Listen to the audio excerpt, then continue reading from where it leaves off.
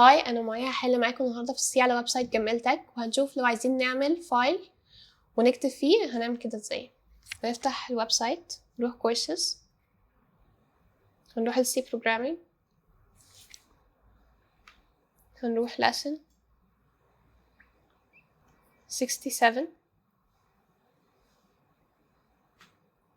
question 4 بيقول برنامج يسأل الشخص عن الطول والعرض ويحسب مساحة المستطيل ويحط الإجابة في مستطيل مرسوم باستخدام رمز الأستريك.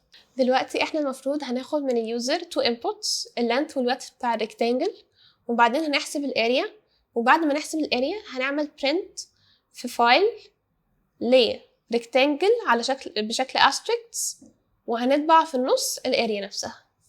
يلا نشوف هنعمل كده ازاي. enter the rectangle dimensions.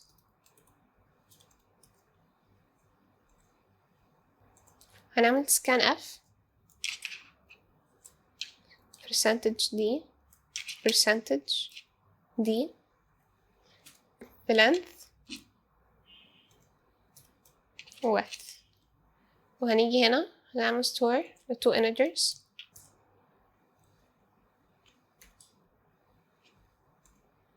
بعد ما خدنا اللينث والويدث هنحسب الاريا، هنعمل integer a equals length times width،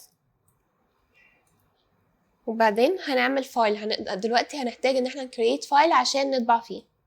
نعمل فايل، هنسمي الفايل area equals f open، نقول area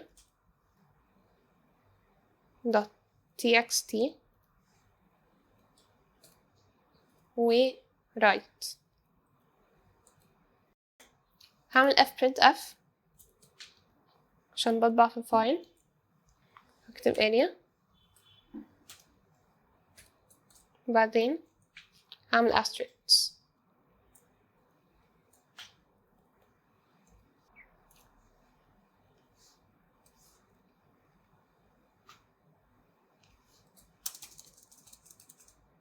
بعدين هعمل f print f تاني،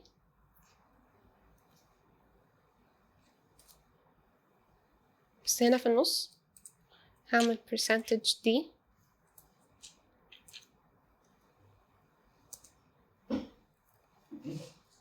من ال A اللي هي الاريا.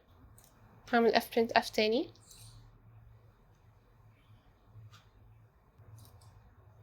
قبل ما نعمل run هنحتاج هنا نعمل \n عشان يعمل شكل الريكتانجل. وبعدين هعمل run، هعمل ال dimensions مثلا 2 و 5. هنفتح الفايل كده، لقيت الشكل اللي انا عايزاه ولقيت ال dimensions، طلع الاريا، وده كان الحل بتاعي. لو حد عنده اي حل تاني يسيبه في الكومنتس.